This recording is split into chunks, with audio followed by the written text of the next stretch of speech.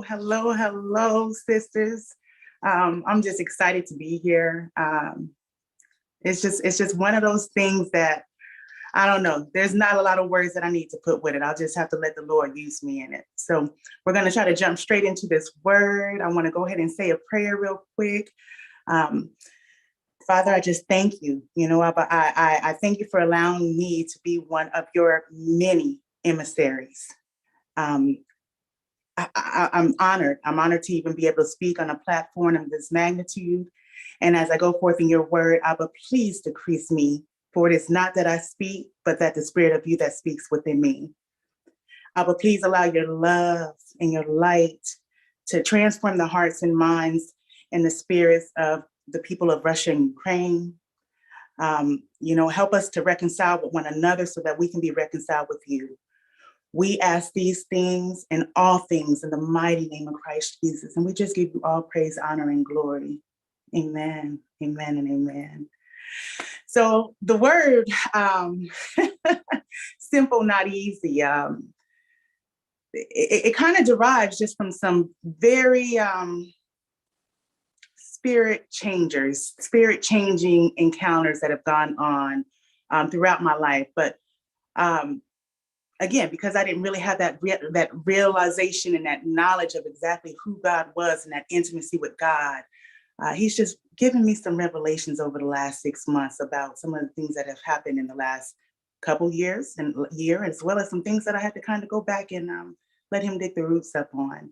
And so to get you where it is that we need you to be for this service tonight, Abba has said to me, I have to go to a place that I really don't want to go, but in being obedient, I'm going to have to go back and kind of let you know some things about NaTasha and who NaTasha was as a kid, and what my life was like as a child. And I want to say, I'm going to tell you mostly the things that will appear to be negative, but there were a lot of great things in my life and a lot of great things in my childhood as well.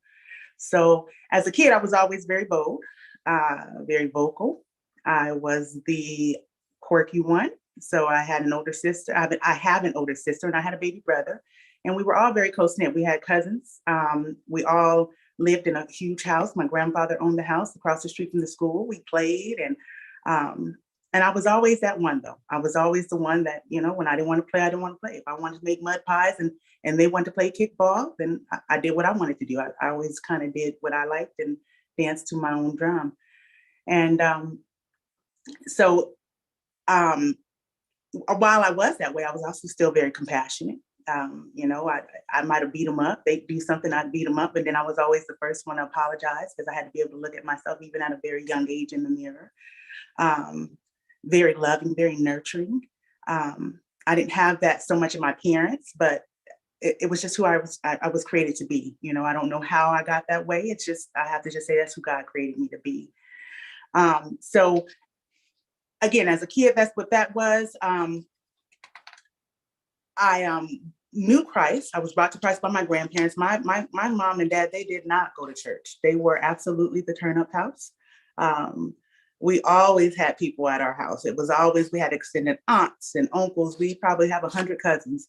And it was always at our house. We were always the house where the party was going on. And it would bother me, because even at that age, and I'm talking 7, I needed space away from those kind of things. I could have fun with the best of them, but I always needed that space where I could just kind of get quiet and read my books. I love to read. I love being outdoors playing, but I need those moments. But my grandparents would come and get us, and they would take us to church. And although I loved going to Vacation Bible School, I loved going to kid church, as we would call it. I could name back then every book of the Bible, so of course I had that knowledge, or I had that understanding. I had, I could name the books of the Bible. I could tell you probably all of the most, and I say basic in the sense of, like, who doesn't know Noah's Ark if you're a Christian? Who doesn't know the story of how God had Noah build the boat, and 2 by 2 the animals got on, and that was just, so I knew those stories. And who didn't know, if you're happy and it, clap your hands. Those were just things that we knew from going to church, But I still, at that point, even all the way until, as Sister Deborah said, 2019, I would always thank God and I would always acknowledge God, but I didn't get in my Bible. I didn't know scripture by heart. There were just things that I didn't know. So I'm going to go ahead and fast forward because I kind of had to give you that background on who I was. And so I've always been big again. I've always been bold. I've always smiled a lot. When I was angry, I was angry. I would fight tooth and nail. My dad always said I'm his most disrespectful child, and I do not receive that. That ain't my name. So, but I was absolutely his most vocal child, and still am. I'm still his most vocal child. In 2010, and I'm going to jump quite a bit because the rest of the story is, there were trials and there were tribulations. There were great times. I had two amazing babies, between me being a kid, obviously, in 2010.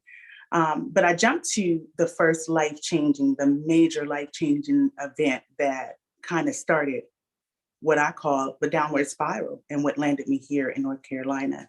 So in 2010, my baby brother, on June 17, 2010, I got a call from my cousin Pat. And because I'm a kind of a jokester and we love, we all are just kind of comedians. He called me and I remember him saying, he said, "Hey, what are you doing?" And I said, "Oh, I had my nephew DJ over there and he was just really fussy."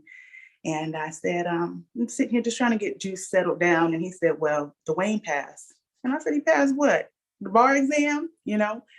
And he said, "No."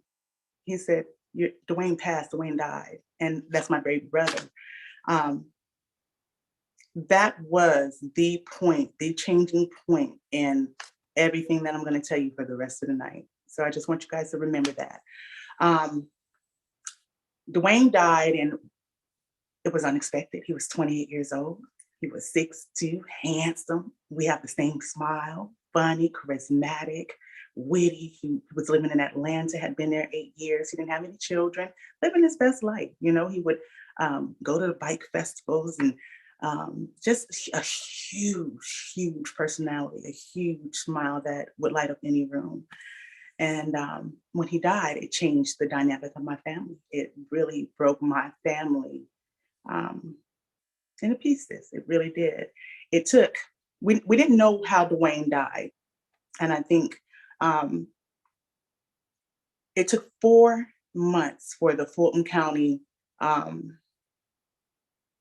medical examiners to finally get a report to us about what happened to Dwayne. So that was 4 months of not knowing why my brother was no longer on this earth. And you guys are gonna have to forgive me because I know there'll be some tears tonight, but they're necessary. So, and when we finally got the report, it said he had died of metastatic cardiac sarcoma, and that's cancer of the heart. And I remember being so angry. I remember being so angry with God. I remember it hurting to breathe. And I remember saying, "How could you take my brother with that big, beautiful heart and let cancer, they say the heart's immune to cancer, and let cancer take such a big, beautiful light out of this world and leave thugs and criminals and gangsters who at that time," and I'm just being very transparent about when I tell you these things, that's where I was at that time, who were a waste of life. Okay, that's how harsh I felt about God taking my brother away. And I stopped talking to God. And it's not that I really talked to him that often anyway. I was very self-righteous. Whereas I knew God, I was always the type that's like, well, yeah, I thank God. I'm the one that get up and I go to work and I work hard. And yeah, I know God gives me breath in my lungs, but I'm the one who gets up. I'm the one who drives through this traffic. I'm the one who's, so I was very self-righteous back then. I lacked a lot of humility in regards to God, not towards necessarily people, but towards God. I really did not give him his due, nor did I know to give him so much of that either, So 2010 happened. It really split my family. What was a very close-knit and fun and loving, we're a younger family. We'd had older people pass away. But I mean, you kind of expect that when somebody gets to be 92, that's what's going to happen. They have lived a bold life. My Aunt Jim passed away, and I can remember them saying, You didn't even cry. And I said, well, what was there to cry about? By the time she left this earth, she couldn't wipe her own behind, but she was the biggest and boldest woman I had known my whole life. And so to watch her deteriorate, I was like, thank you, Father. Thank you for bringing her home. Thank you for restoring her and all the glory you were able to show us, and even more, because I know that's what had to have happened. The woman was too amazingly God-fearing for that not to have happened. So I didn't cry at her funeral. I celebrated her life. I celebrated all that she had poured into me. I celebrated all that she had taught me, from her 92 years on this earth. Well, when it's a 28-year-old, who you wasn't expecting, who you were expecting to grow old with, and to be sitting on the porch with your brother and Chuck Taylors at 70 with grandkids running around. I mean, it just hit a little differently. It hit a lot differently. So we started going through that as a family. And again, there was a lot of breaking that happened with our family. There was a lot of divide and conquer that happened with our family. That's unfortunately what death has the power to do if you're not really connected to the vine, And so we went on, and my mom in 2011 ended up having an aneurysm. And so she ended up having surgery. They found the aneurysm. They did surgery on it. She ended up stroking out. She ended up in ICU. She ended up in inpatient rehab, learning how to talk again. And at that time, I had taken time off my job, and I was just at the hospital constantly, making sure that my mom was getting what she needed. My sister and I would alternate. I would go overnight. I'd been with my son's dad at that point for quite a while. We were engaged, never got married, just could never, it wasn't right. But he would keep the kids at night, and I'd go, and then my sister would go during the days. And we were able to get my mom back to health. But my mom, after losing her only baby, her favorite, she had never had an issue letting us know that, no matter how terrible it sounds, we knew, her only boy. And then the aneurysm, my mom is, she's just never been the same. So we got through that. And then in 2012, my baby cousin, so there were only 3 boys. There was my brother, there was my cousin Patrick. He and I are the same age, and we're very close again now. And then there was my baby cousin Tamoy, and Tamoy had gone to the grocery store, and we still don't know who killed Tamoy, but Tamoy stopped at a red light, and somebody just got out of their car and went up to his car, and they shot and killed him right on Mount View, broad daylight. And yeah, those were all just boop, boop, boop, boop. And so after all of those things, I want to say that going back to me as a kid, NaTasha was always expected to be the strong one. I was always expected to be the protector, although I was the baby girl. I wasn't the oldest. My sister's older than me. My cousin Erica's older than me. I was still kind of the big sister, as my sister still calls me. She's really the big sister, but no, I'm not the big sister, And so even in dealing with my brother's services, having to take the reins on that, and having to put out fires because my mom and dad are now together, and they're bickering, because mom's still holding some bitterness for his dad about, breakup that happened a lifetime ago, really. And I'm being very transparent with you guys because you need to know how I broke, So, putting those fires out. And I can remember as I was scheduled to go to Jamaica, and I was scheduled to leave to go to Jamaica on June the 20th, I believe.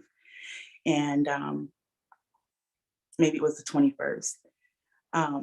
My brother had passed away, and so I just knew I wasn't going. I had to stay, and I had to, kind of front getting things together. I'd never done a funeral, prepared, did any of those kind of things, but you know, I'm the big sister. By then I had mothered my mother more than she had mothered me, So I stayed, and I remember writing my brother's obituary, trying to get the final touches on it, and getting a call from my dad, and he was, staying at my sister's, and he said, "Hey, can you somebody come get me? I don't know what's going on." And my sister at that time, she's not that same person. But I'm going to have to share it because it just is what it is. At that time, she was kind of, connish. And so she would do certain things like buy a new vacuum cleaner and put it back in, get the new vacuum cleaner, put the old vacuum cleaner back in the box, then take the box back to Kmart. And so we would stay at each other's throats sometimes about that because she would always say, "You think you're better." And it's like, no, I'm not better, but that's not right. You know what I mean? It's not about being better. That's just not the right thing to do. So at the time of me finishing writing my brother's obituary, my dad called and my sister was just on one of her worldly ways. She is absolutely a new creation now, just as I am. And so we bless Abba for that. Um, but and so the police were being called, and I'm like, you got to be crapping me. This is my brother. We're getting ready for our brother's funeral, And it was at that very moment, as I put the very last period on my brother's obituary, that I said, I'm out of here. And they said, "You're going to Jamaica still?" And I said, "Yeah, I'm going to Jamaica still." And I got to Jamaica, and I didn't have bags packed. I had to throw stuff in a bag, and I got to Jamaica, and I cried the whole time I was there. And my brother's service wasn't until after I got back. And I really wished that I didn't go to his service. To have my brother in that casket and to bend down and kiss his cold cheek, that wasn't my brother. I would have just preferred to have remembered my brother full of life and warmth and laughter. And so after all those things happened, right, I finally broke. I went through, and it didn't happen overnight. I would say, after nursing my mom back, first of all, dealing with the death of my brother, and all of us did, I wasn't the only one, clearly, but, and then dealing with my mom and dealing with my cousin, whose funeral I would not go to after going to my brother's. And, there was some unhappy people there. But again, me being bold, it's like, hey, I'm not going, so, but it didn't happen overnight. It happened gradually. I broke. And by 2013, I had lost my very good paying job. Depression had set in. I had made myself so busy trying not to deal with certain things. And I also made myself so busy taking care of everyone else that I hadn't taken care of. When you get everything else off your plate that belongs to everyone else, and you're left just with your stuff on that plate, and I didn't even know how to deal with my own crap. So for the first time in my life, I wasn't strong. I was depressed. I was filled with anxiety. Um, I didn't have a job for the first time in my life, like in my adult life, period, because I've been working since I was 14. So moved out when I was 17. I didn't have a job. I couldn't pay my bills. Um, I was always so proud of myself for never having to go down there and ask the white man for nothing. So I never had to go down there and ask for food stamps or anything like that. And that made me proud that I worked so hard and, um, done something different than some of the things that were done in my family. Um, but I was broken, and it wasn't just a little bit. It was a lot. I took my kids from house to house. I think that was the worst part of it, was the roller coaster ride that I took my kids on. And whereas I was always so very confident, I have a tattoo here on my heart. It says NaTasha. I have my own name tattooed on my heart because I was always so confident in me and my abilities and my strength and my character and my integrity. Um, but I didn't have that anymore. I had lost me. And through all of that, I had lost me. And so by the time 2014 came, I was mad at God. I had stopped talking to God. But right about December of 2013, I was so desperate that I yelled and I cried and I screamed and I called. I said, God, God, I just need you. I need you. And I'll put down what I wrote. that I got from actually something that I had from a long time ago. It says, it was at that time that my desperation finally outweighed my anger and pride. So I prayed, I wailed, I moaned, God help me. God get me out of here. God put me somewhere where I can regroup, reprocess, reconnect, recalibrate, where put me somewhere that I can plant new seeds. But I didn't pray this prayer because I was seeking the kingdom of God or his righteousness, nor did I pray that prayer out of wisdom, knowledge, and understanding. I prayed that prayer out of sheer desperation of not wanting to be where I was, um, and not wanting to live like that anymore because I was also not wanting to live either, you know? So um, 2014 rolls around, and actually, I came to visit North Carolina in December of, I came Thanksgiving actually, of 2013. And my dad and my bonus mom had retired from DC. They had just moved down here. And I came down and the weather was so beautiful. I stayed through like December the 4th, and my birthday was December 2nd. I can remember sitting on Riceville Beach with just a lightweight long sleeve t-shirt on and just looking out at the waves, you know, drinking coffee and just like, wow, you know, just like being able to breathe for the first time in so long. Again, this was 2013. So my brother had been gone by 3 years by now. And so when I prayed, I just, you know, I did. It wasn't, again, it wasn't out of like, you know, God fix whatever's going on. It was no, God, get me out of here. You know what I mean? I didn't think I needed any, I just think I thought I needed to be somewhere else so I could fix me, so I could get me fixed again, you know? So April 2014 rolls around. At that time, I was driving a 78 Chevy El Camino. Me and my babies, we would be in there, we would be rolling. You hear me? Me, the kids, and the miniature schnauzer, Smokey. And we'd be rolling. And again, I didn't have a job at that time. Um, but God told me to move. And again, I didn't have that intimate relationship with God, yet he still talked to me. And it had to have been God now, but at the time, you know, I can look back and say that was God. I put the El Camino on the market. I put it on Facebook Marketplace or Facebook. It didn't have Marketplace back then, but I posted it on Facebook. The El Camino sold within 2 hours. I took that money. I put, you know, paid up my storage for a while, and I bought me, the kids, and the dog because I'd already had to make them give up so much. And so I said, guys, I don't think we're taking the dog. And they were so, my kids are so dope, y'all. Even through all of that, my kids still were like, okay, mom, we know it's going to be okay, you know, because they had that foundation and stability. Um, and I would tell them, I'm gonna get us back. I'm gonna get us back on task. I'm gonna get back on task. You guys just hang in there. But when I told them I wasn't allowing the dog to come, they both cried. So me, the kids, and the dog, we flew to North Carolina, and we stayed at my dad's house. So I'll have to run back just a bit. My dad was not a part of my life in the aspect of being really. Once my mom and dad separated, I was probably about 7. He went back to Trenton, New Jersey, and that's originally where I'm from. My mother stayed in Denver.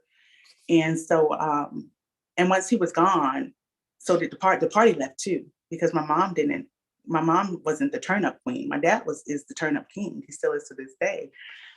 So the party left, and when he left, he also stopped paying and playing his part, and he didn't really engage. But I was a daddy's girl, so I was always the only one. My sister and brother, they didn't talk to my dad, but I was always the one trying to find my dad. And you know, when he you know, when I wouldn't hear from him for months on end, I would still, you know, try to call him. And even though I stopped believing that he would call and do certain things, I still always had it in me to call and check on my daddy, find out where my daddy was. So moving, and over the course of the years, I was the only one who would go also to DC or Jersey to visit him. So I knew his wife. My sister at that point, I was 30 something, and they had been married since I was 16. I was the only one of his children that was at their wedding.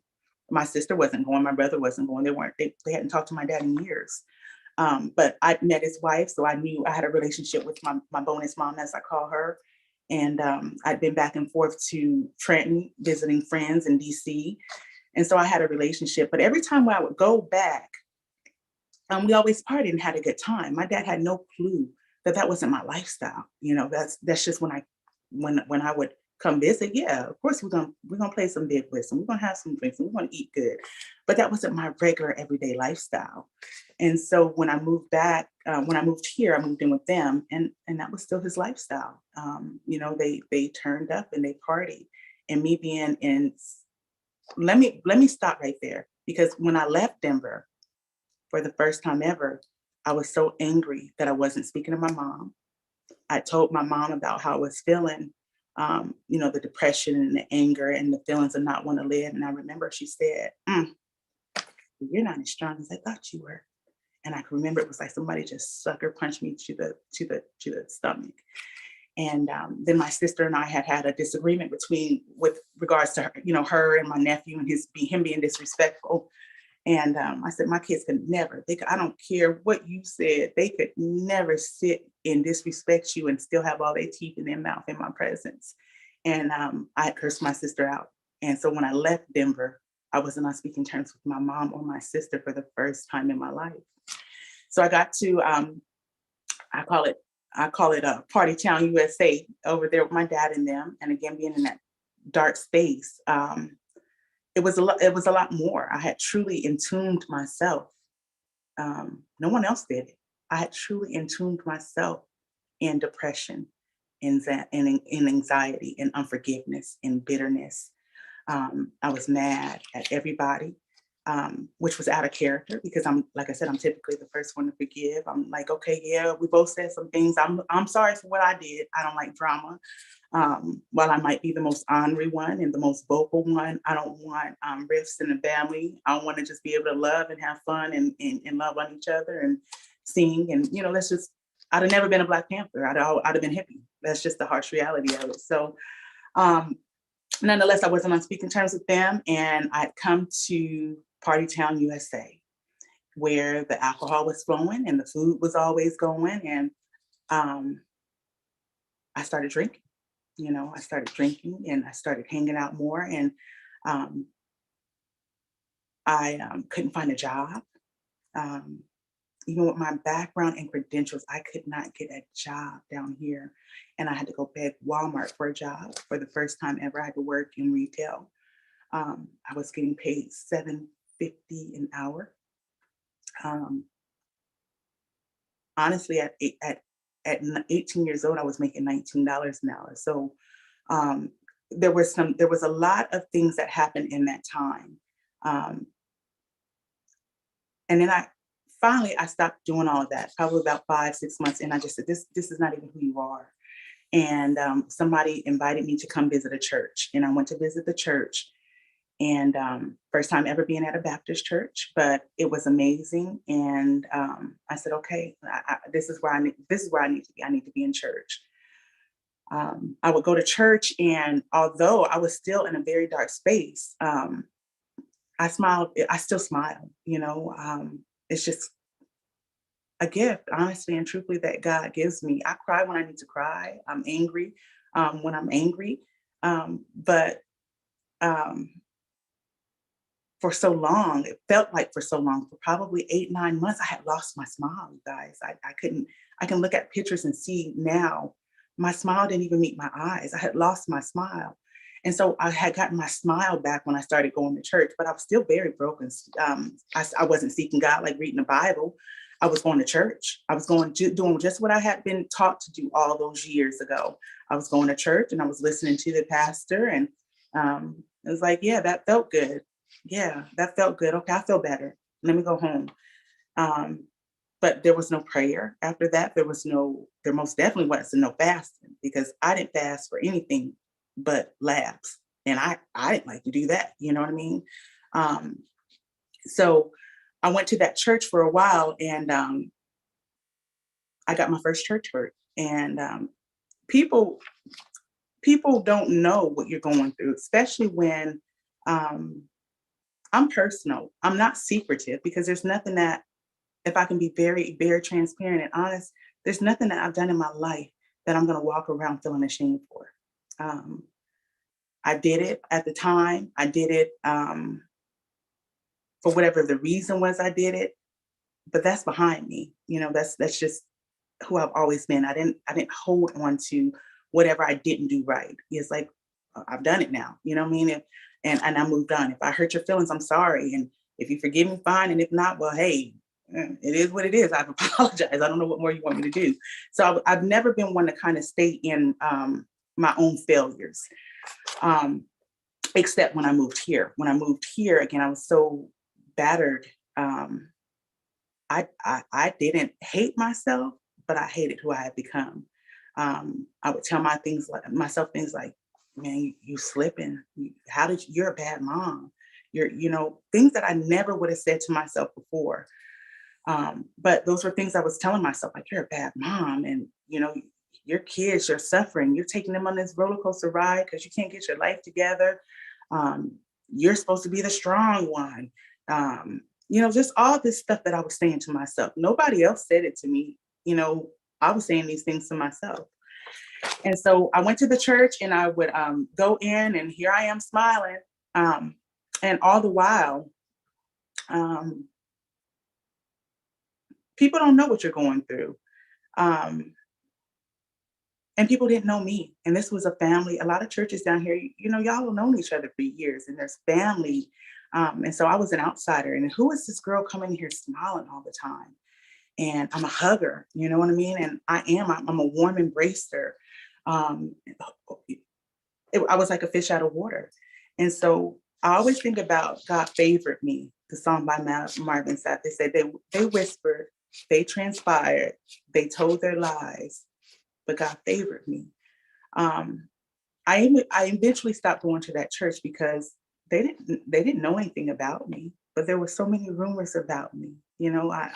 I was always cordial. I was always more than cordial. I was always kind and loving, but I didn't give too much. And I think that sometimes when you don't give people things or enough of you, sometimes even church folks will make up what they think it is, And so I got my first church hurt. I remember the last time I attended the church was, first they didn't let me sing in the choir because Walmart changed my hours, so I couldn't make it to choir practice. And when I was able to come back, the choir director, he said, come on back. But there were 2 women in the choir who were like, no, she can't come back to the choir. She hadn't been to church because I'd been working.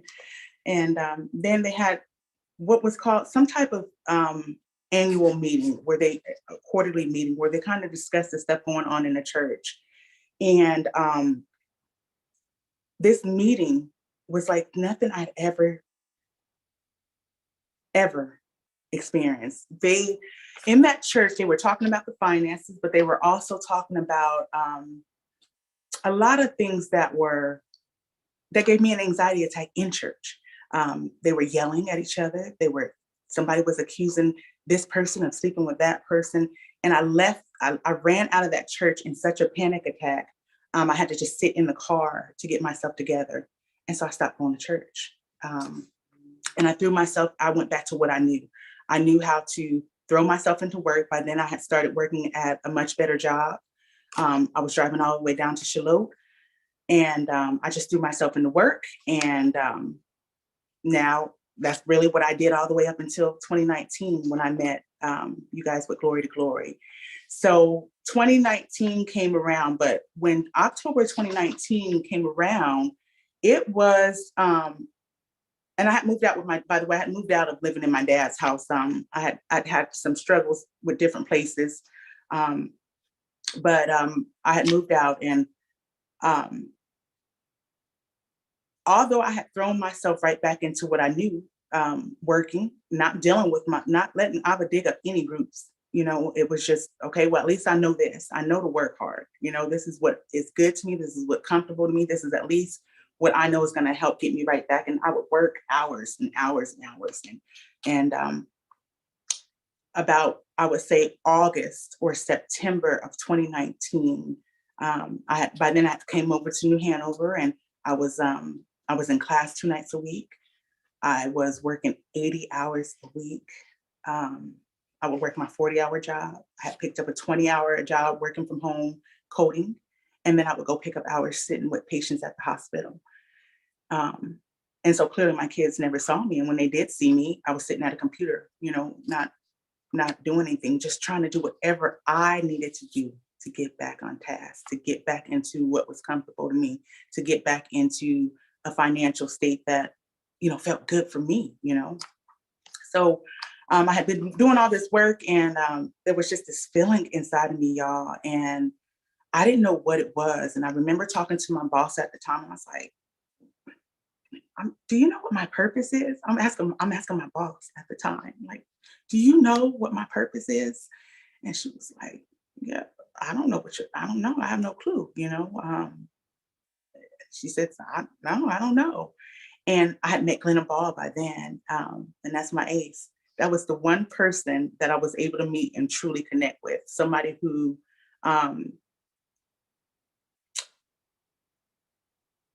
loved life, was not judgmental. And so when I tell y'all Glenna's my ace, that is my favorite person, just simply because um, she has never judged me, not once. And I've told her all these are things she knows. These are things I've shared. So I'm not secretive, but I'm personal. Like, it's kind of like a need to know basis. Why would y'all need to know all of that, right? Well, because God told me to tell y'all all of this, and that's where I'm trying to get to in being obedient. But I had always felt like it was on a need to know basis. There was no reason for me to go on a live or corporate to tell the world my story. What difference does it make? You know what I mean? So she's always been the same, Glenna, in regards to, a welcoming smile, a hug. When I would say, hey, I'm falling short here, but I know I'm gonna do better. She was like, yeah, you got this. She was always very encouraging, uplifting like me, and I would always tell her, when she would thank me, and I would say, you don't have to thank me because we owe it to each other. And I'll say this to all of us now, we owe it to each other to empower and uplift and encourage one another. And now I say we owe it to each other to empower, encourage, and uplift one another in the Lord, because that's where I'm at in this walk now, right? So I met Glenna, and I had been telling her, like, I don't know what this is. It feels like something in me is going to explode, and I did not know what it was. And she had been going to Glory, and she invited me to come to Glory. And I couldn't come because it was on Mondays, and my classes were Mondays and Wednesdays. So I'd work all those hours and then go straight to class for 4 hours, or 3.5, 4 hours. And one day, a couple weeks after she invited me, I sat outside of class and I just said, I'm ditching class tonight. And I drove to Glory. The best decision I ever made in my life. Because when I went to Glory, again, I knew of God. I knew the concept of God. I knew that I should pray. God is good. God is great. And we thank you for our food. Bow your head. You must be fed. Give us, Lord, our daily bread. Those prayers, right? And so I did all those things. But when I came to Glory, I was sitting there, and Pastor Tanya brought it up last night. She said, you were just sitting there, just like hungry. And I could tell that you were wanting to learn. And I was just like this, And after dealing with after going through that first night and coming out of there feeling, I still felt like there was something in me, that just was going to explode. But for the first time, and I don't know how long, I picked up my Bible and I started reading. And actually, my boss had started us there. She said we're going to read Proverbs. And I actually started reading and asking God, like, God, I don't know what you're saying with this, wherefore art vows, and but just make it clear to me, Abba. And I started in Proverbs. And when I finally got to, I think it was chapter 8, where wisdom came in the scene, that was it. Once I read about wisdom and how how dope she was. It was kind of like hook, line, and sinker, and that is how I came to where I started getting into an intimate relationship with God. And it's been nonstop since then. I've absolutely operated in some wavering light at time, right? But it's still been nonstop since then. So I gave you guys all that background to get you to a couple of situations that occurred since I stopped walking in self-righteousness, right? and the revelations that God has given me along the way. So I have to tell you guys, I went through, I closed on my very first home, a brand new town home, on July 29th, 2021. And that is a whole nother testimony for a whole nother day. Sister Deborah knows that that is a whole nother testimony for a whole nother day. But getting to that point, the enemy most definitely tried to sift me as wheat. And so I bless Abba for keeping me through it all. But I'll now share what these two circumstances were. So I don't know if any of you guys were still here or who was here last October, but last October, I spoke for the first time on the Glory to Glory setting in my own, and it was Ali Ali Oxen Free. And prior to speaking, I had gone through, my daughter, when I came to Glory, once I started in October 2019, maybe a month or two later, my daughter really started cutting up. Like, she's always been my difficult personality, rather than call her my most disrespectful. I mean, I was like, no, she's just a little, she's my challenging personality. I was at my parents and I had one in me, right? So she's always been really stubborn. If she didn't want to do it, she didn't want to do it. Sound familiar? And so she was at that age. She graduated in 2020, so she was at that age where she felt like mom's just trying to control my life, and that wasn't the case, at all. Of course, I'm supposed to guide her. We had gone through, these hills and valleys where I had taken them on this ride, and I had already, said to them, guys, forgive me for, when I fell short, forgive me for the things I thought that I did. I was doing in your best interest at the time. And turns out that it wasn't in your best interest. Your best interest is always at the forefront of my mind. I had to go through trial and error. But she really started cutting up. And so she was working, and I was still working. By that time, I was still working 60 hours a week. I had stopped working at the hospital because COVID hadn't come through. So this is 2019. I stopped working through the hospital, but I was still working 60 hours a week. She was working, and I was taking her back and forth to work. There's no bus systems. And she's getting her money and she's just spending it, man. She's spending it on Starbucks, and she's spending it on nail kits. And I'm like, listen, baby, you've got to save your money because you don't have a mom that's going to go out here and buy you a car, so you have to save your money. You have to at least be able to put up money for insurance. You have to do these things. And so she kept doing what she was doing with her money. She had an account, and I sat down and, to the best of my ability, started talking to her about finances, what I knew about finances. I didn't get taught about finances like most of us didn't get taught about finances, but I helped her open up an account under me. I showed her, all those good things, and make sure she had her savings, but she would not save her money, y'all. And so I remember asking her one day, I said she had ordered some food, and she had asked me to take her to get some food. And I said, no, babe, I'm not going anywhere. So she ordered food. She had DoorDash come to the house. And I said, baby, why are you spending money like this? Let's just have a conversation, because you can't spend your money the way you want and then expect that somebody else is going to get something for you. I'm not going to buy it for you. So you got to save your money, because I'm exhausted ripping and running you back and forth to work. At least if you show the responsibility of, getting money 3 months, I said, get 3 months of car insurance saved up. We'll take you get your license, and then, be responsible, get that saved up. And then I would probably have just let her take my car if she had showed that responsibility. But the girl said to me, I said, so why are you spending your money this way? She said, this is my money. I said, okay, my money. I understand, it's your money. I had to pick her up from work a week later, and she wanted to go to her friend's house. And I said, no, I'm not taking you to your friend's house. I'm not ripping and running. You have to start saving your money. I'll take you back and forth to work. And outside of that, I'm not taking you anywhere. You have to start saving your money. Mom's exhausted. I'm not going to keep ripping and running you back and forth, and you spend your money the way you want. It's unrealistic. That's not how real life works, baby.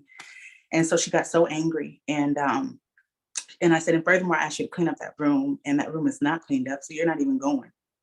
So I got her back to the house, and went back into my room, and it was folding my clothes, and she comes out and she slams these glasses down. She had glasses in her room, which you're not even allowed to eat in the rooms of my house, but that's what happens sometimes when you think you can do what you want to do.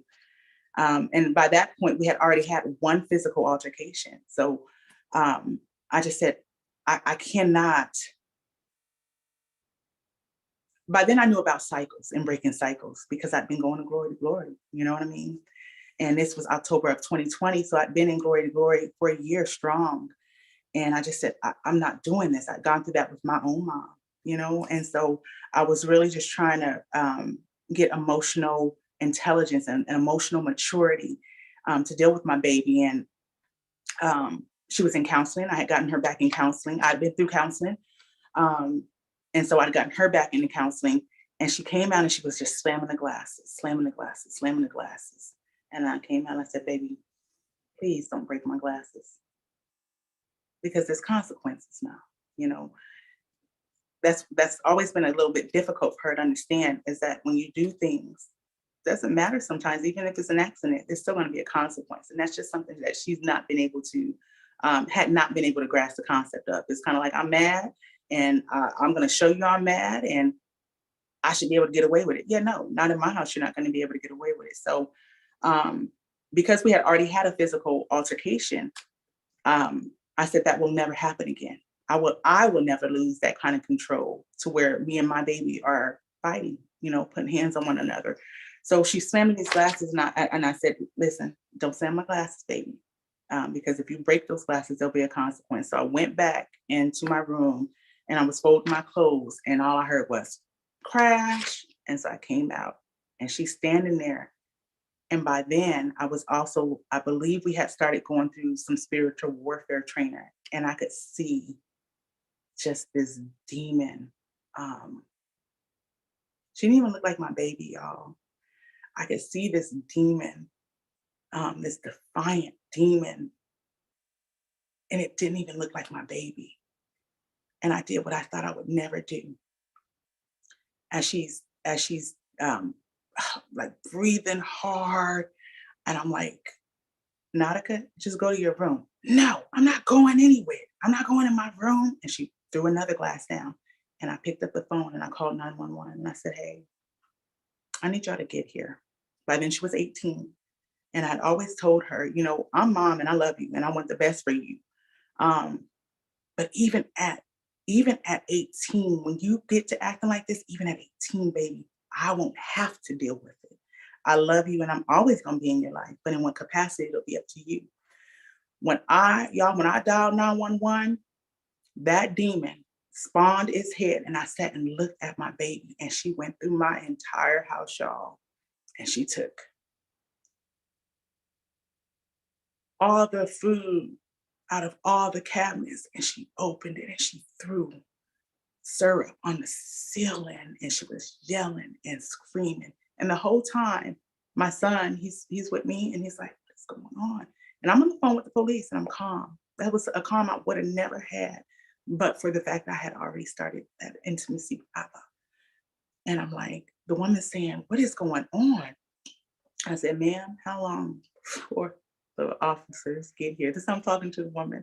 Man, and my daughter's screaming in the background, and she's throwing syrup, and she's throwing ketchup, and she's throwing hot sauce, and she's opening up stuff and throwing it everywhere, and she's breaking stuff in my house. And she had left something in the car, and she was screaming. So she went out to the car, and I finally was able to shut the door and shut her out. Y'all, when I tell you she came back through that door, trying to get in that door, she split the door trying to get in there. When I wouldn't let her in, she picked up a brick and she threw it through the window in my room. And finally, I heard the police sirens, but by then she had busted through the door. And I didn't put my hand, everything in me wanted to pick up a bat and something and just go on and just knock her out, y'all. But it was nothing but, I'm telling y'all, it was nothing but God. The woman said, how are you so calm? I said, Abba, it's nothing but God. How long before, we ain't got nothing to talk about, ma'am. How long before the man get here, you know? And so the police came in, and NaTasha came from the back, and she was still revving, and she had her backpack, and she said, "I'm glad they're here, so I don't have to stay in this effing house." And she came coming down the hallway, and he went for his gun. And I said, "Don't you shoot my baby." And at that point, he said, "Drop your bags, drop your bags, drop your bags." And she dropped her bags. And then I saw that demon leave my baby. And I saw my baby's eyes soften. And then I saw my baby's eyes remorseful. And I had to send my baby out that door like that. And so they took her to the mental health hospital. And when she called, I sent a video to Sister Deborah, and I was so, once she left, I cried, I wailed. I looked around the house and at the devastation. And I said, nobody deserves this, and I remember saying, I have not been perfect, but I've been a pretty good mom, y'all. And I don't need any accolades because I did what I was supposed to do, and I fell short in areas, right? So she called. We were scheduled to go up to Massanutten. We were scheduled to go up to Massanutten for a week to get away, just to decompress, get out of our normal environment. And this happened on October the 11th or 12th, October the 12th. And they took her to the mental hospital. They took her to the behavioral health center. And she finally called me. And she called me and she says, she had been there a few days. They kept her on a hold. And she says, well, they said I could come home. So can you come get me? And I did the hardest thing I've ever did in my life. I said, no, ma'am, I cannot. I cannot come get you. I was not angry with her. You guys, I want to be very clear. I was hurt. I was hurt to see my baby hurting like that. But I knew that the only way that was going to be fixed was through Abba. And I no longer, she wasn't going to listen to what I had to say. By then, it was in her mind. I just wanted to control her life. There was nothing. My assignment at that time had to end with my daughter in regards to her being in my household. And so she called and she was like, "You're not coming to get me." And I remember hitting mute and crying and hitting unmute. "No, I'm not coming to get you, baby." "Well, what am I supposed to do?" I said, "See what resources they have, baby. Yes, they have some type of resources for you. Ask them, do they have anything for teenage, young, she's 18, teenage girls. Do they have any, maybe group homes or something like that?" That was hard, y'all. And so she called back the next day. She hung up in my face. And then she called back the next day. And she says, then she was crying. She had lost the attitude and the anger because I think the realization had started to sit in with her. And I had to remain boldly in my no, So she ended up, going back to Denver. She hadn't talked to her dad. She had not talked to her dad in years. She would not. I said, "Baby, no, I'm preaching. I'm preaching to the choir." All the while thinking I have forgiven my father, y'all. And I'm saying, I'm gonna tell you something, the forgiveness is not about your dad, it's for you. It's so that you're not so angry and frustrated inside. You have to forgive your dad so that you can move on in life, so that you can be happy and find joy in life. And she was like, "I don't need to forgive him." And I was like, "No, baby, you do." But she wasn't hearing that. And guess what? There was a time where I wasn't hearing that neither, y'all. And more recently, I was not trying to hear that either. So she moved to Denver. My son and I still went on our trip. And on that trip, I remember it was the first time that I fasted by myself. I fasted with Sister Deborah. She had actually taken me through my first fast. And I fasted and I prayed, and we were up in the mountains, and it was fall, and I hadn't cleaned her room or the bathroom that she had destroyed, but we had to get my neighbor came over, Glenna came over, and they, kind of helped me get stuff together in the house. And I still had to come back and deal with some things. But during that time that we went to Massanutten, my son and I just decompressed. And of course he was there. So at one point in time, he was so angry, he felt like he needed to protect me. And I said, "No, stand behind me, y'all."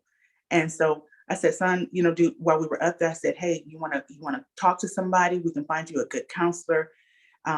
You know, these are, because I'm not ashamed of those kind of things. Those are things that, you know, especially growing up Black, that it was kind of taboo. It was like, you know, you don't go talk to counselors. In my family, I was the first one to ever go to talk to a counselor, and I was the first one to take my kid. Not have been in counseling, because she was literally, she would cover up, y'all. And so I took her through counseling. Nobody took me through counseling. They just said she's bad.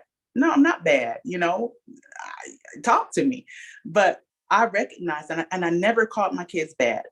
It was just something that I felt like, you know, no, she's not bad. She's struggling with something, and I'm not able to get to her, but somebody will get to her. You know, so I would take NaTasha to counseling. Even as a little girl, I would take NaTasha to counseling. So, anyways, fast forward past that, we go to, this is October 2021. We go to Massanutten, we come back, and at that point, I had already sat down and spoke with the most amazing woman who had taken me through some counseling with regards to getting my credit in order. We did that in June of 2021, when my baby was still there with me. And by October, my credit score had jumped over 100 points, just listening and taking the advice from this amazing woman of God. So by October, I was in a position where I was able to buy a house. And so you and I started getting packed up, and I started trying to figure out what we were going to do, because we went under contract. I wasn't going to sign another lease. The living situation I was in, it was not by any means the worst I had ever lived in, since I lived in a trailer all the way out in East Arcadia. That was bad. But I did what I had to do. You know, when I was in school and stuff, I said, I can no longer continue to pay $1,200 in somebody else's mortgage or rent and think that I'm going to get a house. And so I moved me and my babies all the way out to East Arcadia. I paid $400 a month in rent. It was the rinkiest, dinkiest little 3-bedroom trailer. I have never lived in a trailer in my life. It was not easy. It was not fun, but God kept us. He made sure we had a roof over our head. The public service bill was more than the rent. The public service bill on that thing was $600. But by then we had left East Arcadia and we had moved to Rocky Point, and we were in a bigger space that unfortunately the condition wasn't much better. It was just much bigger. You know what I mean? So we didn't feel like at least we weren't on top of each other. So December rolls around and it's like, okay, your house ready. I'm talking to the realtor. I've gotten approved now. Or so I thought. I ended up switching realtors, and I knew I wasn't going to sign another lease. I knew Abba had already said, you know, this is your season of harvest. And I thought it was going to be financial, y'all, but it wasn't. It was fruit. You know, for the first time in my life, I had been bearing fruit. And so I was looking for places, and Abba had already said, you're going back to your dad's house. And I was like, you wouldn't send me back to Egypt. You know what I'm saying? I've been obedient. You know what I'm saying? So I don't think that's Abba. Is that me, or is that the enemy? That can't be Abba telling me I'm going back to my dad's. And so I was looking for places where it was just fully furnished. And I said, I can afford to pay XYZ amount as long as everything's in it, and we'll just stay Carolina Beach. There was a cute little apartment down there, 1 bedroom. I said, I'll take the couch, son. I'll give you the room. No big deal. Fell through. There was another one. Fell through. There was a third one. Fell through. And I remember calling Sister Deborah saying, there's no way he want me to go back to that house. It's toxic. You know what I mean? Sure enough, I ended up back in that house. And I said, okay, I can do this. By now, I have this intimate relationship with Abba. I'm still not doing all the things that I should be doing, right? But I can do this. I'm no longer strong in my own strength. I'm strong in him. And I know that through him, all things are possible, right? And I know that he has created me to be bold, and he has created me to be all the things that maybe my dad doesn't like about me, but he's created me to be these things, and I can go back there and I can deal with this. I've forgiven my dad. Sister Deborah had also told me that I had forgiven my dad. And I was like, yes, I have. I absolutely have. She said, no, there's a difference in forgiveness and I can't think of the word, but when I think of the word, it'll pop up. But essentially, I had moved away, and I had moved so far away to where I hadn't had to really deal with him on an everyday basis. But I hadn't truly forgiven my dad, is what she said. And I was like, okay, well, everybody don't know everything. That's how I was looking at sis. Like, everybody don't know everything. So I moved back in with my dad and my bonus mom. It was very difficult. I'm very quiet in regards to my personal space. It's I like candles, just some white candles or something that smells good. I'm not big on TV. I'm constantly either listening to music or sermons. Um, it's always kind of been that way. It's my kids know that if they want to go outside and play, they can. But in the house, that's where we'll play games, we'll do those kind of things. But all the running and jumping and bumping through the house, they've never done any of those things. Your home is your one space. I think that you should be able to close your door to the world and have peace regardless, right?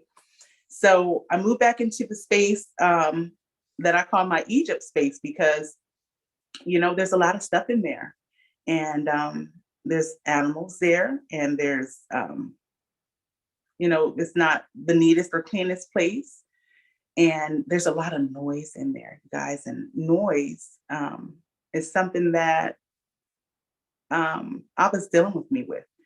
When things get too noisy, I know to get somewhere and sit down. Remember, I told you, even as a kid, I would go and I would have to go and get somewhere and chill out, because I always kind of needed that time to myself, and that without all the noise going on. Well, in that house, and I paid to be there. I said, hey, this is what I will pay you guys for these 2 rooms. And while I'm here, now mind you, COVID was in full effect at this point, right? And I said, hey, I would just appreciate, speaking to my bonus mom, if just while I'm here, hey, as a paying resident, if you guys wouldn't let nobody come back and use that bathroom. I'd gone back there all strapped up, looking like Martin Lawrence on Bad Boys, with my full gear on, and cleaned everything good. You know what I mean? It was like, I just didn't want everybody coming back in there.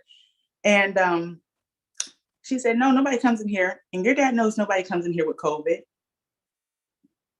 I'm not going to say lies, but I'm going to say not truth.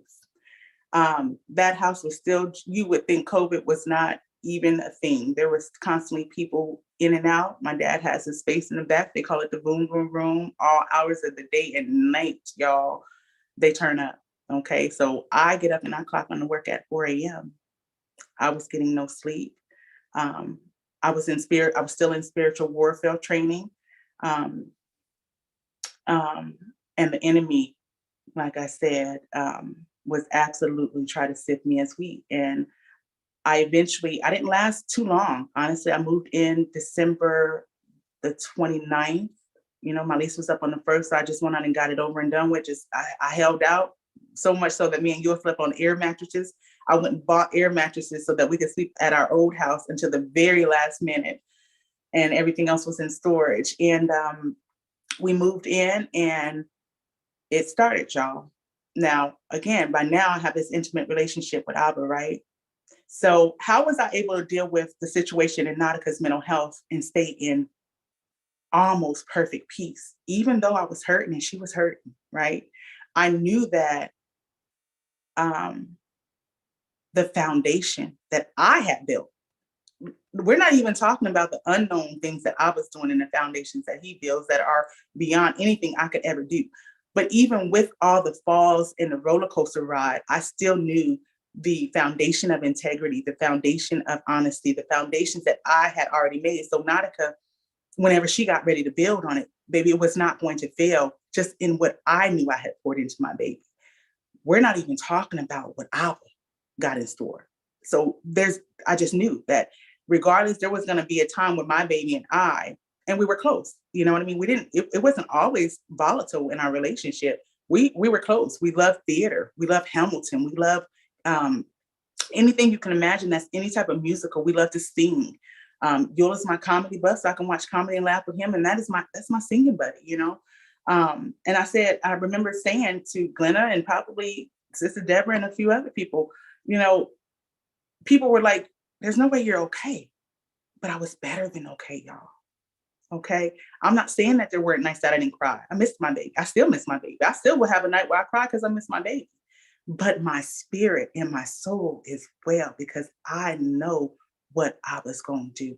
I know he is going to turn all those things that are going on inside of her. It's beyond me. You know what I mean? I'm at peace with my daughter and my relationship, because I know the foundation I got, and I already know how dope God has shown me, it proved to me to be, period. So I know if he did a mighty work and pulled me out of the entombed, darkest space of my life, then he's going to do the same for her. So, and it actually happened. I said, I know me and my baby are going to sit on the couch and watch Hamilton and laugh and cut up and sing. And it did. It happened less than 6 months later. My baby came down and surprised me on Mother's Day. And at that point, I'm going to have to go back, but we were at an Airbnb, and she came and we sat on the couch and sang and ate chicken and shrimp pad thai, and we watched Hamilton and The Greatest Showman and all of that. So that's why I was able to be at peace. But what about when there isn't a foundation, y'all? Well, there was no foundation with me and my dad. I love him, and I've always wanted him to be something different. But the reality is our relationship just what it was, So when we were in that situation, and I started getting tired, I was literally under psychological warfare. There was never a quiet time in that house. I mean, even the fire detectors, there were probably about 8 of those, or at least 6 of those. The batteries needed to be changed. So all they would do is chirp, chirp, chirp, chirp, chirp, chirp, chirp, chirp. One is watching Jerry Springer on the TV in here. I don't watch drama, y'all. I don't do drama. I don't watch drama. So one's watching Jerry Springer and there's cussing and fussing and screaming on this show. The other one's watching Steve Wilkos out on the deck, and there's cussing and fussing going on. There's so much stuff in the house, it makes noise. At night, there was something scratching in the walls. And that doggone Glenna said, "You know what that is?" I said, "No, don't tell me what it is. I don't even want to know. Don't tell me what it is." So I was, seriously, I was losing, literally, y'all, I was losing my mind in there. I remember getting on the final spiritual warfare class that I went to. And I was so exhausted. And y'all know the enemy love an exhausted Christian. He love a Christian who ain't getting good rest. He love a Christian that is not, I wasn't staying in God's face either. I couldn't even, it's like I could not get my composure or my footing together in that house. And I couldn't leave because we were in COVID. Literally, I had one computer station set up on this end of a big long table. And then on the other end, I had another. I could never just walk straight through. I had to walk around all the board to get to that. So, I mean, I couldn't, everywhere I looked, there was something, it was messing with my psyche, y'all. And so I was on the last spiritual warfare cast, and I was just like, y'all, I cannot, I cannot be here. I cannot stay in this house. And I remember Sister Deborah saying, "Well, it's not," and I said, and I said, "It's me. I know it's me." And she said, "Well, what did we learn? It's not them. It's the demon in them. It's the spirit in them. You know what I mean? So you're looking at them, but it's not the spirit. It's not them. It's the spirit in them." And I remember feeling like just deflated. And I felt deflated because I couldn't see, y'all. I could not see the spirit in them. I could not see that demonic spirit in them, because I was the one who was in need of deliverance at that point. I could not see past all the stuff that was going on in that house that took me back to Turn Up House, 1985, where the house is full of people. There's weed smoking. My son's sitting here, and I would smell that weed come in there, and it would just do something to me, So I started feeling horrible. Like, I got my baby here. He's dealing with this nonsense. He got to sit. He's homeschooled. He's got to sit at this and do. And I took him to the same thing that I didn't like as a kid by bringing him back to this house. That's what I was telling myself again, y'all. Right. So I'm back in that state of telling myself, man, even though I know I've now gone under contract for this brand new townhome. They're saying it's going to be done in April. I can make it these 4 months. But that was 4 months, y'all. That was extremely taxing. And if I can be honest, I didn't pass the test. Um, my dad, um, my dad, anyway, so anyways, we stayed there for a while. And when I got off that call on that spiritual warfare, I hung up because I just said, they don't understand, they don't understand me. They don't understand that I don't have it to give to them right now. I don't, I was in such a bad space, that I was the one that was in need of deliverance. So I pulled away from my sisters, but I did pull away from my sisters, but I also started reading the word again. And it brought me back to just a few months before, where I absolutely listened to the prophetic ministry that we get. And I take notes. And I remember just a couple months before, Sister Deborah had said, when she was prophesying to me, she said, I've never done this. And she just started reading the Lord's Prayer. The Lord is or Psalms 23, the Lord is my shepherd, I shall not want. And she just read that whole thing. And it hit me right then and there. Listen, I have sent you some of my best and greatest servants, but I need you to come to me. There's things that I need to do in you that no one else can do. So God sat me down, y'all, and he sat me down at a table for one. And he sat me down in Egypt at a table for one. And when I tell y'all, it was difficult. It was difficult. It was the most difficult thing I had to go through outside of my daughter in a while. And one of the most difficult things to have to deal with, in recognizing that I hadn't forgiven my dad. I hadn't forgiven him. So I was sitting at the table one day and I smelled that weed. And by then I wasn't talking to my sisters. They had reached out to me. I mean, Sister Rochelle, Pastor Tanya, Pastor Deborah, everybody had reached out to me, and I was not picking up my phone. I wasn't picking up my phone for Glenna. I wasn't picking up my phone for my mom. I wasn't picking up my phone for my sister. Only person I picked up my phone for was my daughter, because at that point, regardless, I'm always a mama. You know what I mean? So, and of course, I was talking to my son.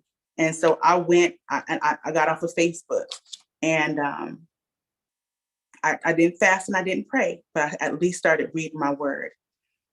But I still wasn't I wasn't in a space of gratitude. I wasn't in a space of gratitude. Like I was really trying to just get back in the space of being grateful, have a roof over my head. And I had gotten to the point where with my dad and them, because my bonus mom wasn't upholding what she said she was going to do. And he didn't care, that's just who he's always been. He didn't care that, I had to be up at 4 and I was only getting a couple hours of sleep every night. And, people are in and out of the bathroom all hours of the night and the dogs are barking. He didn't care. That's just what he does. You know what I mean? That was normal for him. And so I had gotten to a space where it started to affect me physically. I was literally breaking out in hives. I was having to take inhalers because of probably just between mold and dander and all the stuff in the house. And I smelled the weed come through one morning. And by then I had kind of started, not giving them the silent treatment, but not really the silent. Okay, I didn't give nobody the silent treatment because it's just rude. But I was giving them the cordial treatment. You know what I'm saying? My bonus mom would come out of the room and I'd be sitting out there working, and she'd be like, good morning. And I'd be like, she'd say, good morning. How are you? And the cordial response is, oh, I'm good. Hope you are. You don't say how are you doing? Because you really don't want to know. You don't even want to I don't really want to talk to you. I don't want no open-ended questions. We don't want to talk about nothing. I'm good. Hope you are. And continue on working. So I was giving her the cordial treatment is what I call that. But y'all, I was giving Albert a cordial treatment too. I would be sitting there kind of trying to read and, kind of lackadaisical, like, okay, God, just before I read this, just give me the understanding, but I want to get out of here. So it's kind of like, if that ain't what we're talking about, then we ain't got nothing to talk about. That's how I was doing, God. And so I sat at the table one morning and I smelled the weed come through. And on this particular morning, literally, it just it just took me to a space, and tears started streaming down my eyes. And I clocked out of work, and I put my sneakers on, and I walked probably about half a mile down to what is Mako Road, and they have a little cutoff road called Goodman Road. Nobody can go through. I guess it used to be open at one point, but it's just a cutoff. And when I got down there, I swear, y'all, I swear I heard Abba say, "Sit yourself down, girl, and talk to me. Tell me what's on your mind."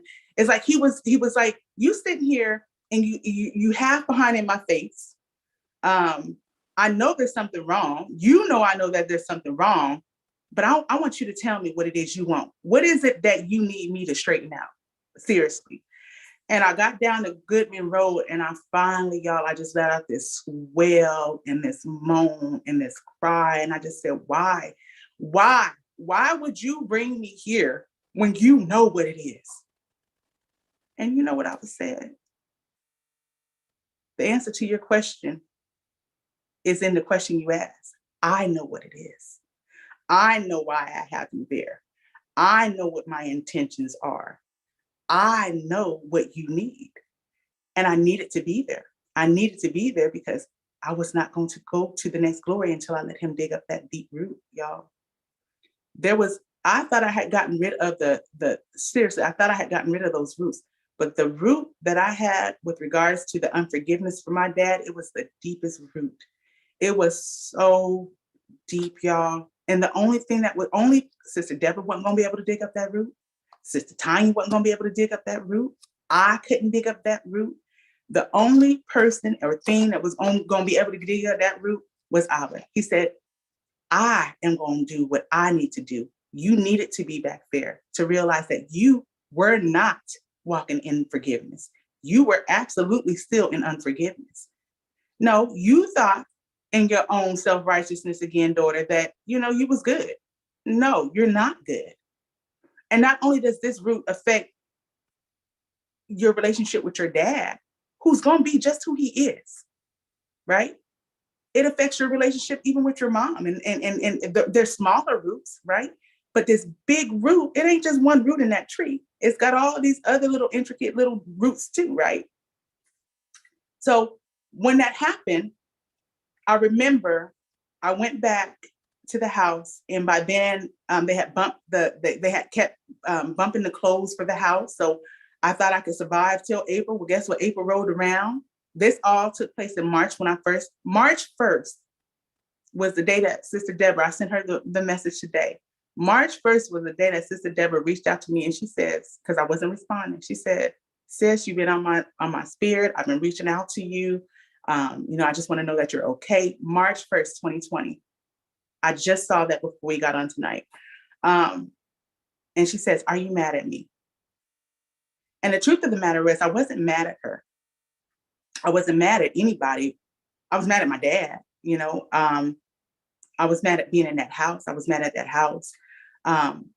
But more importantly, it was Abba showing me that there was nothing that anyone else could have done for me but intercede and pray at that time. There was a work that he needed to do. I needed to sit at that table and let him serve me up humble pie and forgiveness flambe and every other thing that he needed to serve me at that table. That was a table that I needed to sit at by myself, seeking Abba, seeking him only to do what only he can do. So by then, I called Sister Deborah. I had finally, gotten to a decent space, but by then, my like I said, I was physically kind of starting to struggle being in the house. And at least I had gotten enough of a headspace where she had sent me a message to check on me, and I picked up the phone and I called her, and she said, "Well, how's it going?" I said, "It's still a struggle. They've delayed the house again."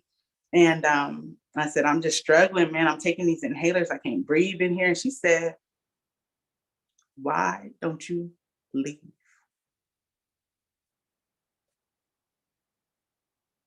Why don't I leave? I didn't leave because I felt like, well, I don't have any family here. You know what I mean? I don't know anybody here. Where would I go? I'm trying to, I'm trying to make sure. I have to be here for so many things to, work on getting the house back and forth. That you're going in, you're looking at this new creation being built, and you're going, and they're taking you through inspections, and so I couldn't go. It's not like I could just go home to Denver, right? Although I could easily have been manipulative and just told them, hey, I'm going to, I don't know, somewhere else. But why didn't I just leave? Because I felt like I didn't have anywhere else to go. And that was a lie, you guys. I didn't have to stay there. When she said that, it triggered me to start thinking of ways. Okay, Father, so why don't I just leave? What would I do? Where would I go? How can I work from home? I'm going to the office 1 day a week.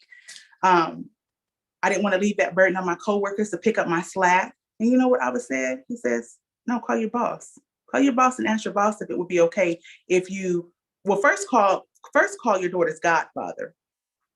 We'd known each other for years from Denver. He moved this way. He was 3.5 hours away.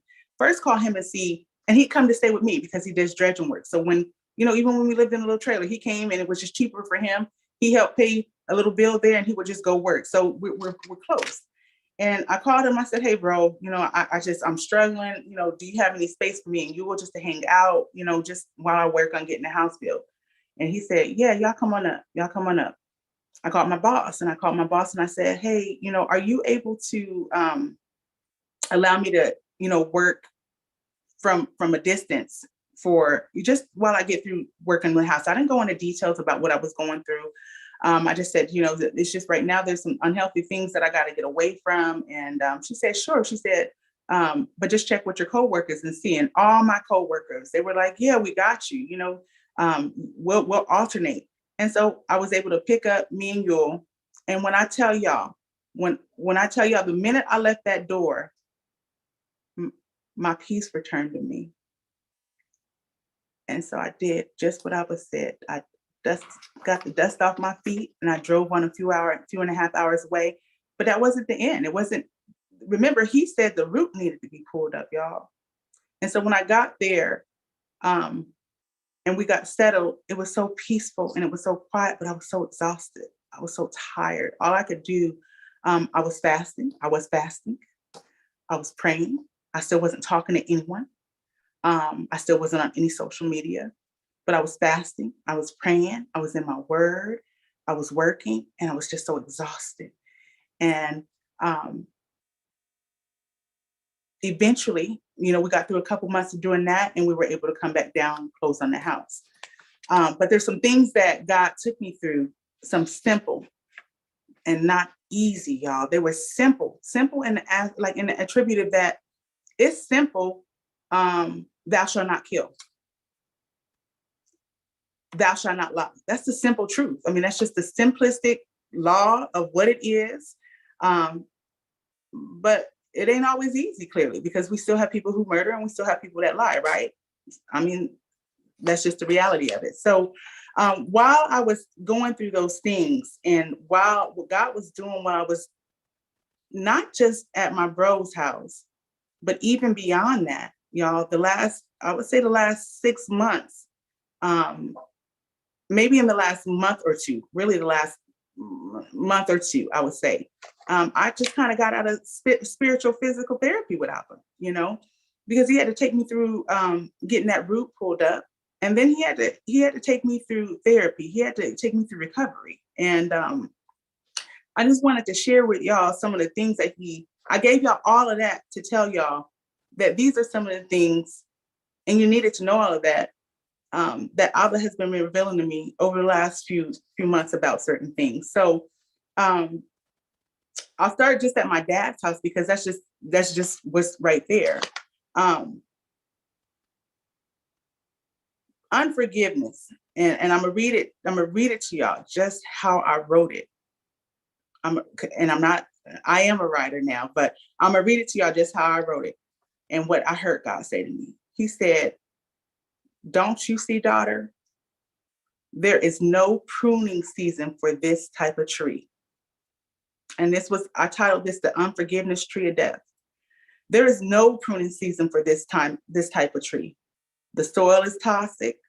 The tree is dead. It bears none of my fruit. But once and for all, I'm going to pull up the deepest root of unforgiveness, and with it, all the other roots will be dismantled. Pastor Tanya talked about some dismantling today, didn't she? They'll be dismantled as well. I'll disintegrate that tree right before your eyes. And then he took me to Luke 22 and 31 through 32. And the Lord said, Simon, Simon, indeed, Satan has asked for you that he may sift you as wheat, but I have prayed for you that your faith should not fail. And when you have returned to me, strengthen your brethren. Abba took me through all that, y'all, and I needed to go through all that because somebody needs to know. You look around in these woods and stuff and you see those dead trees, and I'm like, I would always be like, well, why don't they just cut those trees down? Because, you know, what good are they? But those trees actually are purposeful. You know, they have nutrients in them, they have algae in them, they have bacteria in them, they give back to the soil and the earth, and they help other trees grow. That tree of unforgiveness is death. There's no pruning it. It doesn't give any life.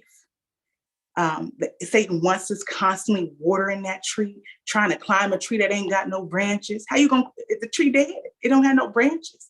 But Satan constantly wants us pouring into that tree. He wants us pouring our energy. He wants us pouring our resources. He wants us fertilizing it with our tears. He wants us to stay at that tree of unforgiveness. But Abba said, no, you thought, but I'm going to show you what it looks like when I come through and dismantle that tree. And he has done just that. It was the simple truth of it, but it wasn't an easy process, y'all. It was not easy. He taught me about no response. No response is absolutely a response.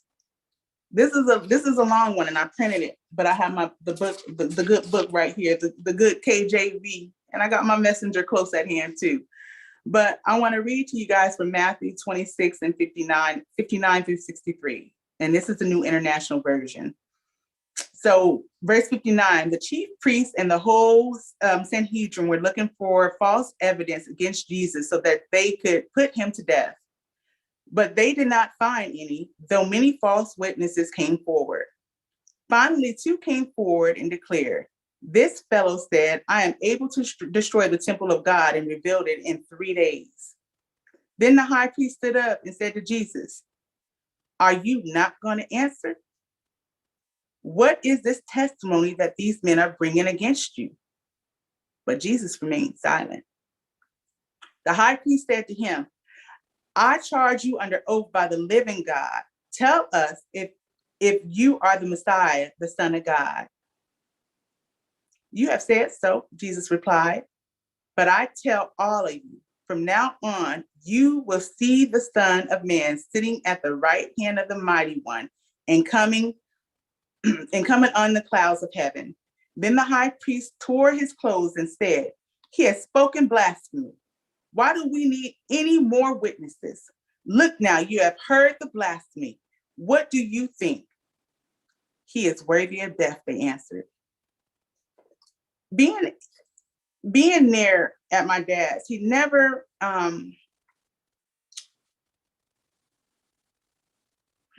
he still sees me as Tosh. You know, Tosh, who is his most disrespectful child, who is also probably still one of his most loving children and most giving and most compassionate. But it's all old intel. It's like I can't even share in a conversation with my dad, you know. And so God revealed to me, he says, sometimes people have already made up in their mind who you are. They have already attempted to assassinate your authenticity and your character. They have even attempted to assassinate what they could never, his anointing, his seal, his spirit in our hearts. It taught me, my dad will see me how he sees me, but how do I see me? And who does God say I am, y'all? I'm not responsible for changing my dad's mind about who I am. It's not my responsibility. My responsibility is to walk boldly in who I was calling me to be. and to learn to get into acceptance and embracing who he's calling me to be. The rest of it will work. He'll work it out for me, guys. I also wrote down, people will not like you and not even know you. Not even know you or know why they didn't like you. It brought me back to the church. If y'all remember, I said, well, I didn't give them much anything. You know, they didn't know really anything about my personal life, but they didn't like me, y'all. And, you know, they'll say things like, it's just something about her. I can't quite put my finger on it. I just don't like her. But the simple realization and the truth is,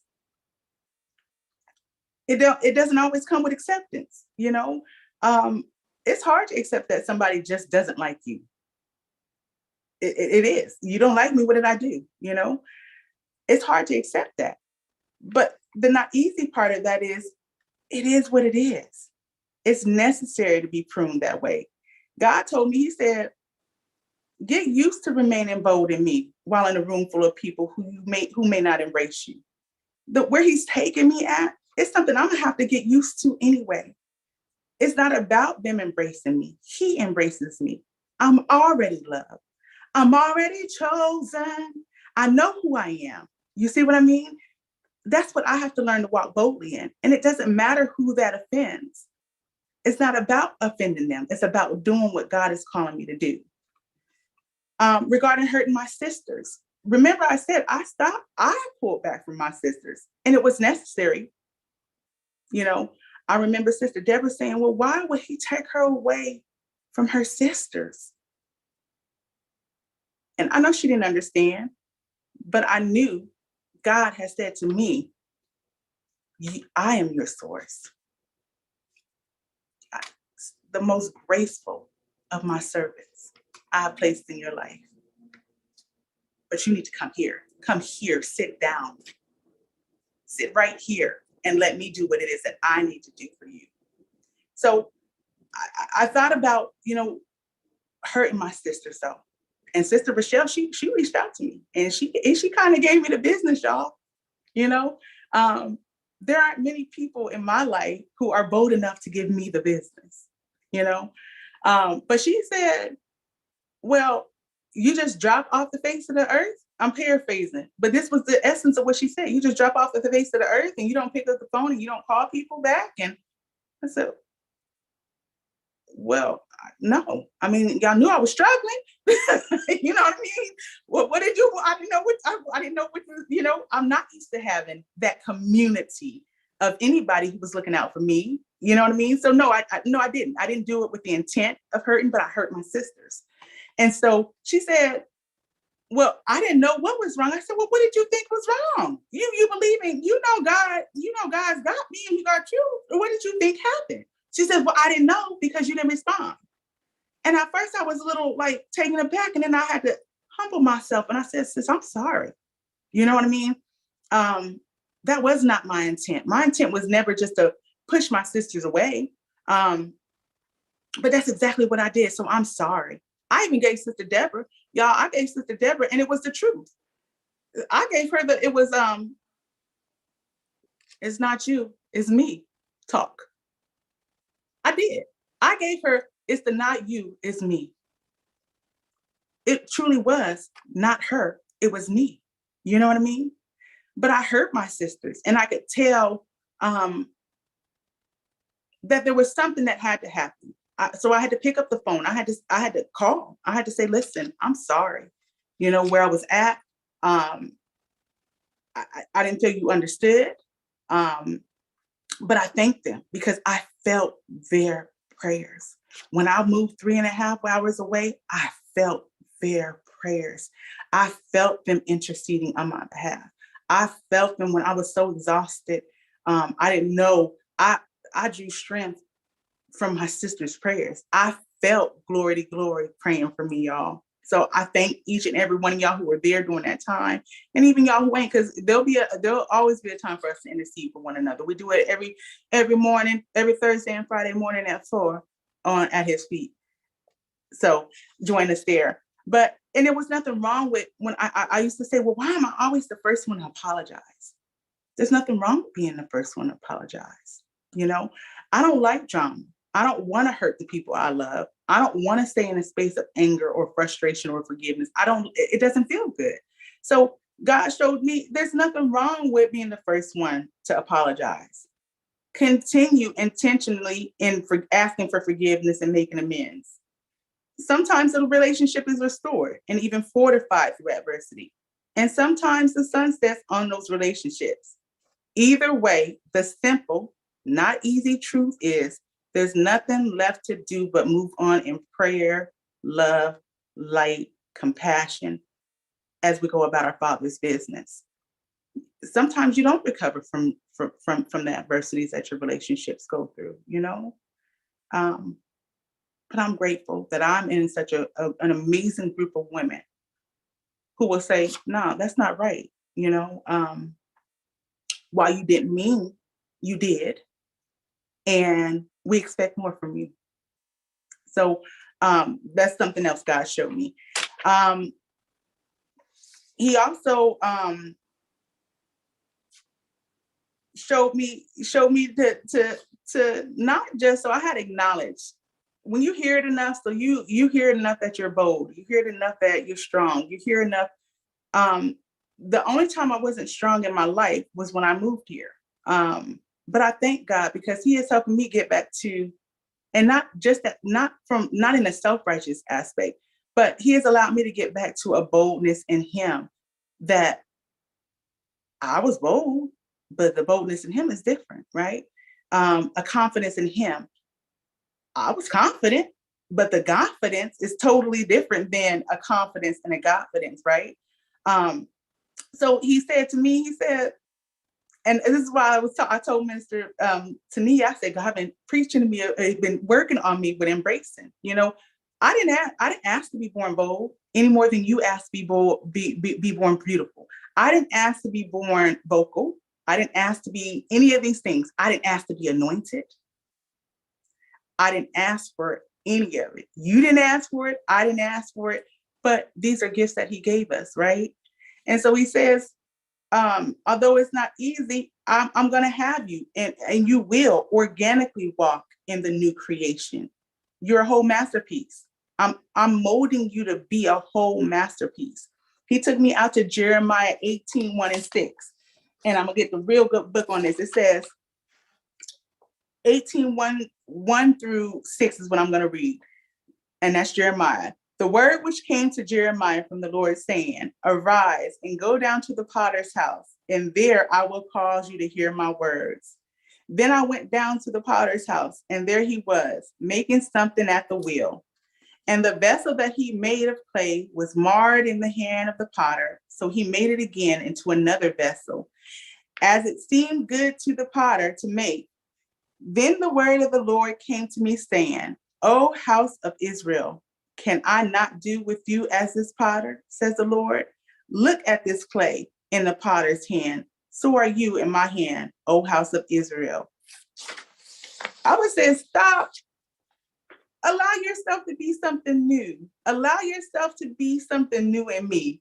Stop nailing yourself back up to those crosses. Stop nailing other people back up to those crosses. Let people be new in me. Let yourself be new in me. Let your family be new in me. You know, celebrate that. Celebrate the newness that I'm bringing into your life. Celebrate the fact that I'm constantly changing you and molding you and taking you to other levels. Learn to just love and embrace being new in me. So I'm going to walk, you know, I'm going to walk boldly. I'm going to smile big.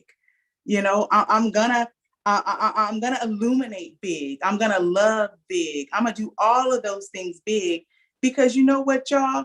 I was never made to be a grasshopper, period. I was never even made to be a grasshopper.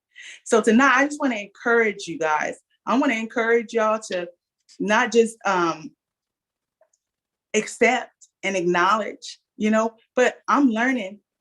There's some things I've embraced. I have not gotten to hear what Minister Tania has to say about embracing, but I sure don't like that I missed it. But I know even Brother Garnett and what he's talking about, all of these things were things I've been working on for a while, you know? So I know that that's exactly where he's leading us this season, is to embrace who we are in him, embrace the boldness that he calls us to be, embrace the love that he calls us to be to one another, embrace the fact that he is all we need to get through all of these messes that come up. So I kind of went all over the place, but we bless the Lord for being in all places at all times. And I thank y'all, and I'm going to get off for now. And I love y'all big. Ciao.